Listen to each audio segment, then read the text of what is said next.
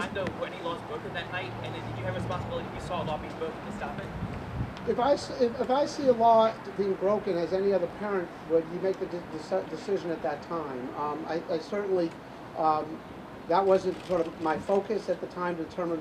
I wasn't there as sort of a police officer or anything else. I was there as a parent to talk to my child to give them impart information about what time we were leaving. So I could have, and this is what I was talking about, I guess, in the newspaper a little bit. Could I have, and maybe should I have, gone around, instead of going in the house, going up the stairs, talking to my son and leaving, could I have, and perhaps should I have, gone around the house and looked or asked the chaperones was there any drinking going on?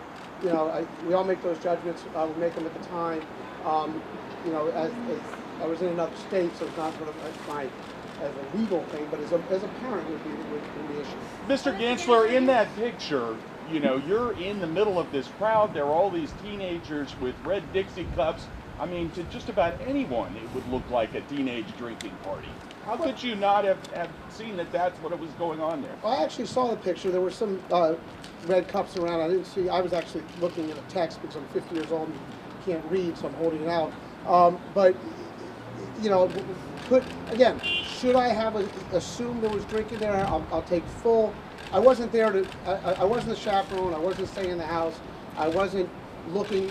My thought was that whether my child was there, make sure he got home. If I'd seen anybody else's children in danger, any girls that were, drunk or anything like that, clear evidence to me that they had been drinking, maybe I would have done something different. And in hindsight now, I should have probably assumed there was drinking and, talked to the chaperones about what they thought was appropriate. But I wasn't there to make a decision whether it was drinking or not, and and that wasn't really what I was doing. This agreement that you apparently came, I guess the boys signed an agreement when they went into the house, and the way the Post had it, the Sun had it, they were agreeing not to drink hard liquor, but it was okay to drink beer. Is that? That's not my understanding. I was not actually on the lease, and I wasn't one of the chaperones, so I don't know exactly what that said. I did have an opportunity.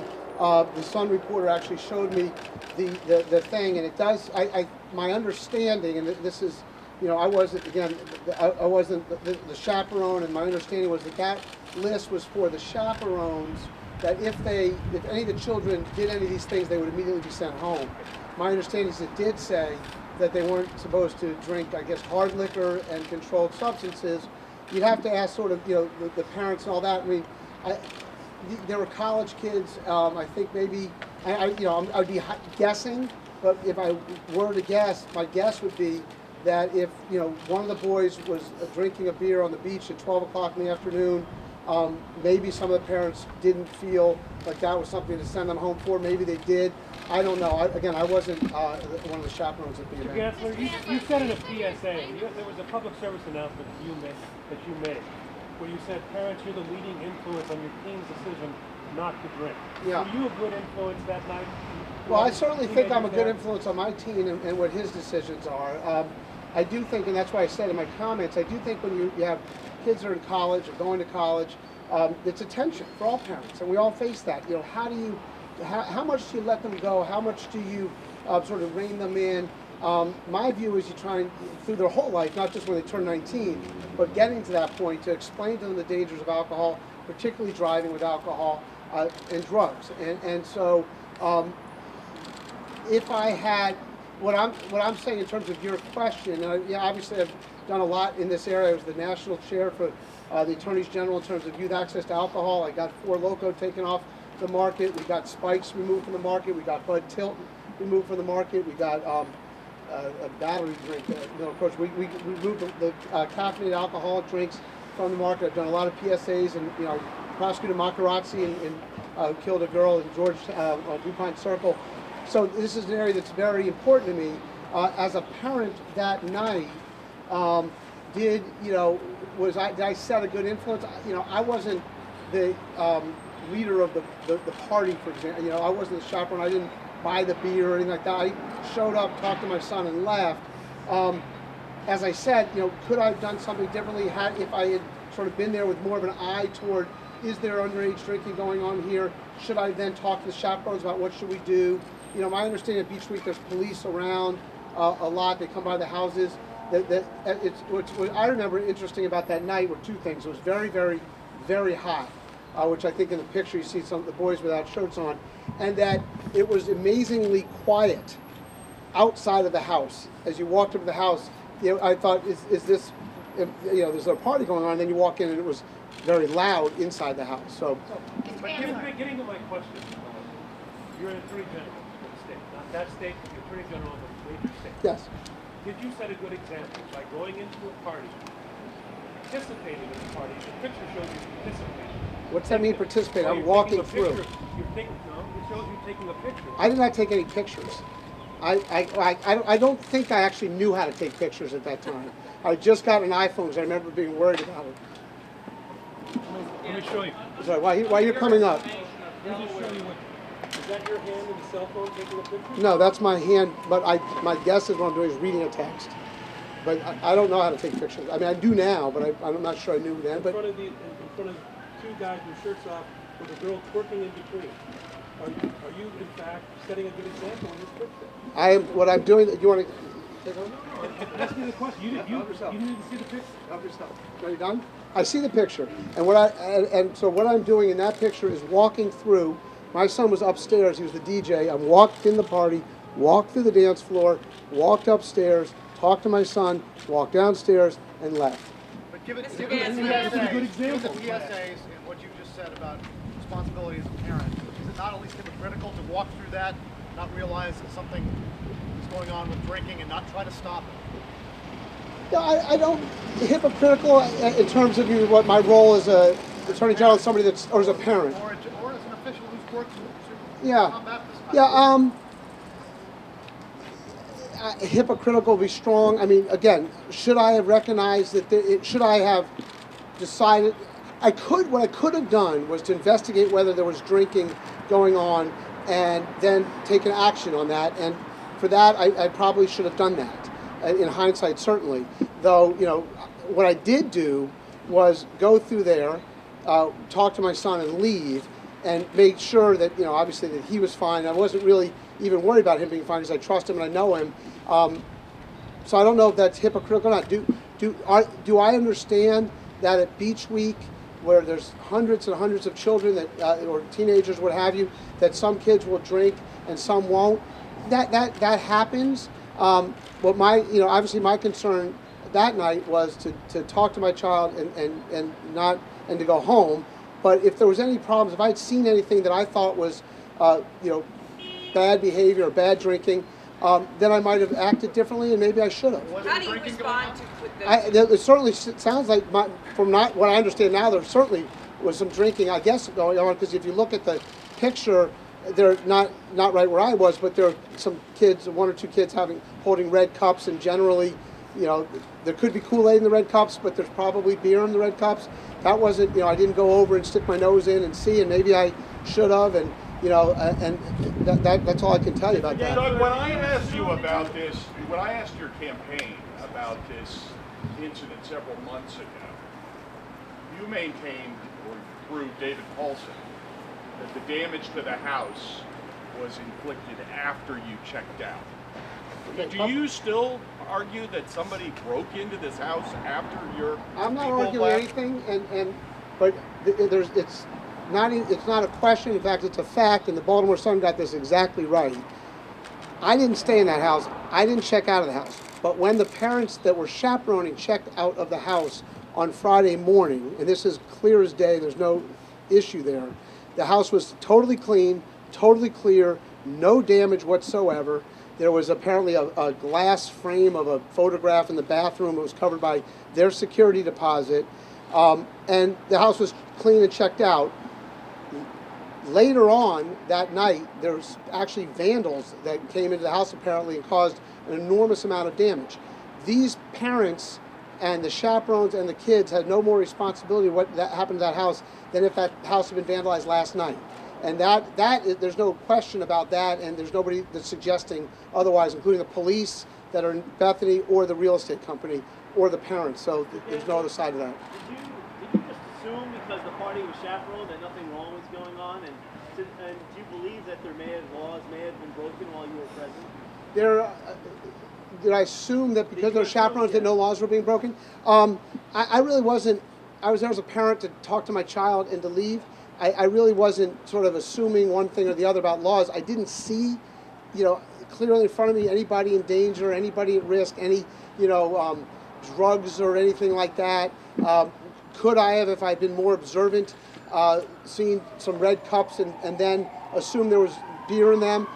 Yeah, and again, that was the mistake I made in terms of not investigating, I guess, whether or not other people were drinking beer at that party. And then, had I done that, I would have had to make the decision what to do. And we all confront these things all the time in different contexts. So, do you want me to stop for a second or not? Can you hang on a second? Yeah.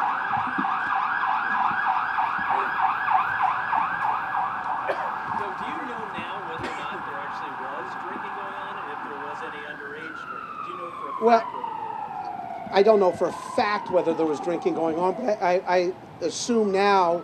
Well, I should have assumed then, if that was something I was on my mind, I should have assumed then that there was drinking, and it's safer to say now, based on at least some of the reports that I've read in the paper, and of course you don't want to always believe everything you read in the paper, certainly, but it seems like there probably was some drinking going on. I don't know by whom.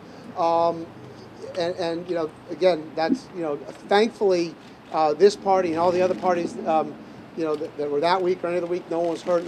I haven't heard any reports of any bad behavior, anyone got hurt, anything like that. These are kids that were happy. They graduated from high school. Many of us have kids that graduated from high school. They're having a dance party. The music was entirely too loud for my taste, but that's what they do. I went in and talked to my son and left. Can I ask you, how do you respond to those who suggest that between the speeding citation that went unpaid for 16 months and this, they're questioning your fitness to be A, the state's chief legal officer, and B, governor? Well, those are very different issues, and I think I've been a law enforcement, I've been an assistant United States attorney prosecuting homicides for 3.5 years and thousands of cases in the District of Columbia. I've been the state's attorney in Montgomery County for 8 years. I've been the Attorney General for 7 years. So I've been a prosecutor at the federal, state, and local level for 21 years. And only when I announced that I was running for governor did all of a sudden these ideas that there's some issue with my character or judgment or what have you come up. I mean, and they're fed, but we know exactly who these things are fed by. But and how these come to light. The 16-month situation that you referred to, we talked about, was one of those cameras in the District of Columbia that the car got that I was driving or one of the troopers was driving. I never actually get the ticket because the car's owned by the state or whoever gets the tickets get the ticket, and then they determine whether it's a trooper that was driving that particular time or me. And apparently on that particular day they looked back and there was some question on what time the trooper started, what time they didn't. So I said, look, why don't I just pay the ticket? So I paid the ticket. There's 700,000 some odd of those issued every year in the District of Columbia, and my car got one of them. Given the fact that elected officials are held to a higher standard, do you now regret going to that party and, I don't want to say acting the way you did, but having the circumstances play out in the way in which they did? Well, to the extent that we're here, of course. In terms of, regretting that I went to the party, I will never regret the relationship that I have with my son and the fact how close we are. So I'll never regret that. And frankly, the relationship I have with his friends. I've coached a lot of these kids, and I'm a very passionate coach. I get very excited about it, and we have a great relationship. From these children when they're 4 years old until they're, all in college now. I have very strong relationships with my son and their friends. So do I regret that I'm the kind of parent that wants to be with his son, that was telling him that we have to get up at 6 o'clock in the morning to drive to Pennsylvania because you have a lacrosse thing this weekend? I don't regret that at all. Now, do I regret that when I was there I could have investigated whether there were kids that were drinking that might have been underage? Regret might be strong, but I certainly could have taken other actions. I don't think any parent I was there as a parent. I was, I was there to talk to my child. So I don't think any parent, unless you're in that situation, we all are confronted with that as parents. How do you react? What do you do? What's the appropriate thing to do in that situation where there's 19, 20-year-old kids that are having fun, having a party, and some of whom may be drinking in other parts of the house?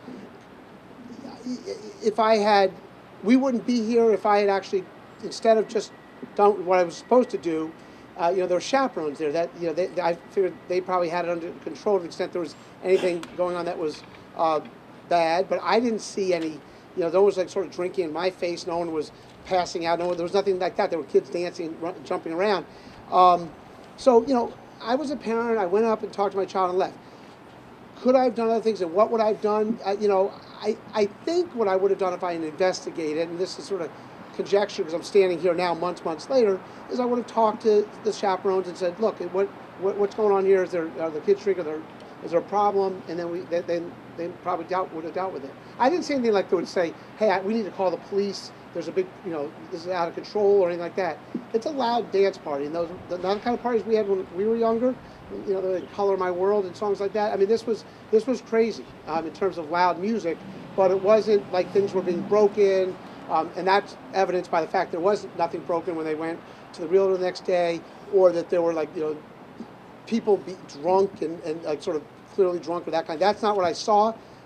Maybe I should have been more observant. That's what I said in my remarks. Did you have security detail with you? What's that? Did you have a security detail with you that night? No.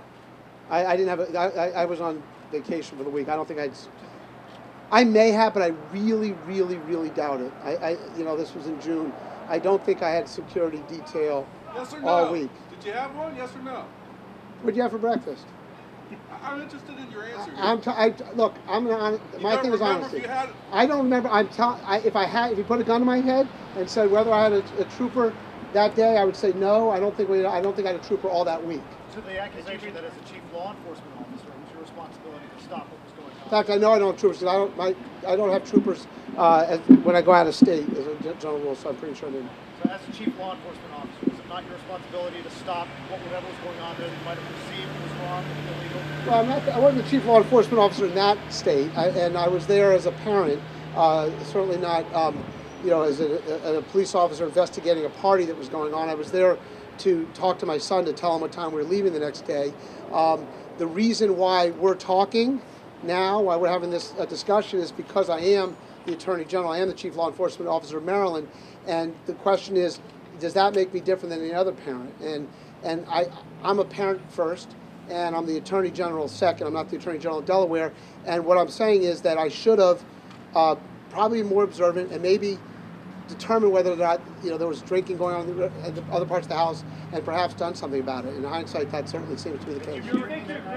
I had not been drinking that night. I don't drink and drive, and though it was the Maryland State Bar dinner I was at, it was a different kind of bar. Do you believe your critics are making too much of this? That's a great question, and two people have asked me that today. Do I think that this is one of these sort of character assassinations set up by my opponent? No, I'm not maybe. Talking about political people. There's people like in the anti-drinking Well, community. to the extent that people are looking at this as an issue, I think it's a good thing, because I think it confronts every parent that has 19 and 20-year-old kids. What do you do? If you come into a party for whatever reason, usually you're coming in to get your child to come out, time to go home or whatever. What is your role? What is your responsibility as a parent to determine whether or not there may be drinking going on in other parts of the house by other kids, and what would you do about that? I think that's a discussion that is certainly something that I welcome and that we should have all across the country. So are people making too much of this? What's that? What about you, as far as the criticism that you should have done more? You think people have blown this out of proportion? I don't know that's too subjective. I think I probably should have done more. So whether my critics think it or not, I probably should have, because while I was going in there, the purpose of what I was going there for is to tell my son what time we're leaving the next day. I probably, in hindsight, should have determined whether, above and beyond what the chaperones were doing, whether people were drinking or not, and then go home. One or two more. Yeah, Bruce? You were starting to say something about this flurry of stories when you got interrupted. The flurry of drumbeat of incidents coming. Oh, I wasn't really saying that. I mean, you know, it does seem ironic to me that, you know, I have 21 years as a prosecutor, never been accused of doing anything except for having sort of level temperament, great judgment, you know, a successful prosecutor at the state, local, and federal level, big cases. You know, the Macarazzi case was one of the big ones. You know, the Georgian diplomat that killed the girl at DuPont Circle was certainly a big one. The snipers, all these things. And right when I announced that I'm running for governor, all of a sudden, you know, there's questions about, you know, a speed camera ticket that I never got, that I didn't pay at the right time, or, you know, going in to tell my son it's time to go, you know, what time we're going to leave the next day. No, I signed up for this. I said, look, I want to be governor of the state. I feel like I have a very deep record of accomplishment in this state, and I have a vision for where I want to take the state. And interestingly, and somewhat ironically, I think the people of the state would actually want to hear more about what we're going to do about the job deficits we have, the #2 minority achievement gap we have, the fact we have the most congested area in the country here in terms of transit. I think people are actually more interested in that. But this is part of running for politics. Unfortunately, and by the way, this is why we get some of the people, I mean, look what just happened at Capitol Hill. We get a lot of people can't make decisions because what happens is you love your child, you go to talk to your child, you go in there, tell them what time, you're going home the next day, and you get a barrage that you did something untoward or wrong. And so that's why people don't run. You're off to a rough start here. In your seems opinion. like. Yeah. Are you having any thoughts? Are you having any second thoughts about running? No, I think we're in it.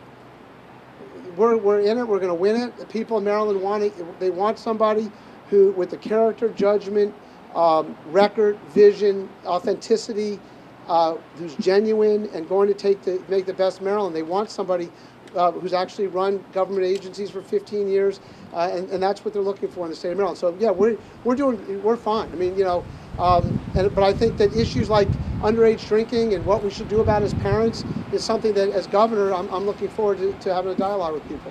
One more. After that night. I'm sorry, what's that? So what's your strategy going forward? Well, my strategy going forward is to continue being the Attorney General of Maryland and run for governor and put our record out there and say, look, we're the candidate of ideas, we're the candidate of record, we're the candidate with a vision, we're the candidate with authenticity, and we're the candidate that is going to bring change to Maryland, to help with the minority achievement gap, to bring jobs back, to help with transportation, to make Maryland no longer the 10th most dangerous state in the country, and to help our Chesapeake Bay. So I think we're ready to do that. And am I going to get into is the dirty tricks and all the innuendo and all that stuff going to continue? Absolutely. Look, we're 8.5 months we're more than a year away from an election, and this stuff's going on now. I assume it's going to get more and more. But you know, again, I'm a big boy. I've been doing this for a long time, and when I'm wrong, I'm wrong. And when I could have done something differently, I'll tell you.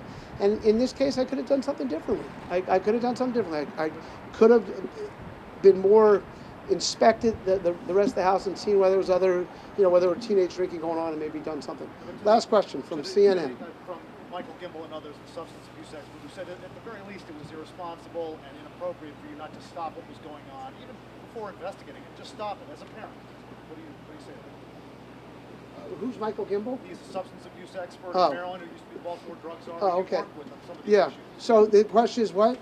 Just that to your contention that it wasn't your moral responsibility over other people's children, that was kind of inappropriate, at least irresponsible. Oh no, but look, there's no question I have a moral responsibility over other people's children. Not only do I have a moral responsibility. That's why I coached baseball, soccer, lacrosse, basketball. All these kids growing up. I love being around the kids. I mentor a lot of these kids. I help them with issues. I help them with their studies. I take them in as interns. A lot of them working on our campaign. I love my kids. I love my kids' friends. I'm a very, very, very involved parent. So yeah, do I have a moral obligation over kids? Yes. And if I had seen anything that would look dangerous or risky or anybody in trouble or anybody in a bad situation, I would have done something about it.